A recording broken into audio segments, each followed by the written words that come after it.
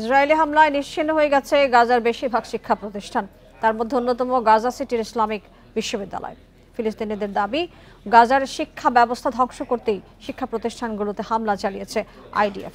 Israel আবারও আগ্রাসন চালাতে পারে বলে আশঙ্কা তাদের। ইসরায়েলের 2 বছর ধরে চালানো আগ্রাসনে ধ্বংসস্তূপে পরিণত হয়েছে পুরো গাজা উপত্যকা।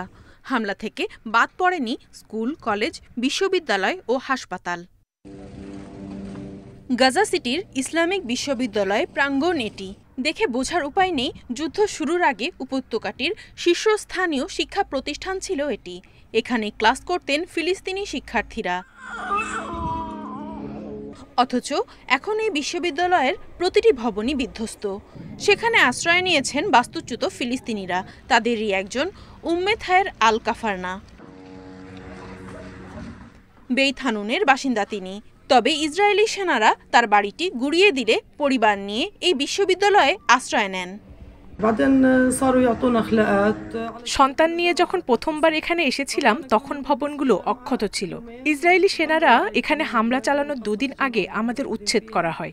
আমরা দক্ষিণে চলে যাই, কিন্তু সেখানেও হামলা হয়েছে। পরে নিরাপদ জায়গা না পেয়ে আবারও এখানে ফিরে আসি। এখন এই ধ্বংসস্তূপের মধ্যেই থাকছি। কাফারনার আশঙ্কা, ফিলিস্তিনিদের নিশ্চিহ্ন করতে গাজায় আবারও আগ্রাসন শুরু করতে পারে ইসরায়েল। তিনি মনে করেন উপত্যকাটির শিক্ষা ব্যবস্থা ভেঙে দিতেই শিক্ষা প্রতিষ্ঠানগুলোকে ধ্বংস করেছে Tel Aviv. Nadia Tabassum, independent news.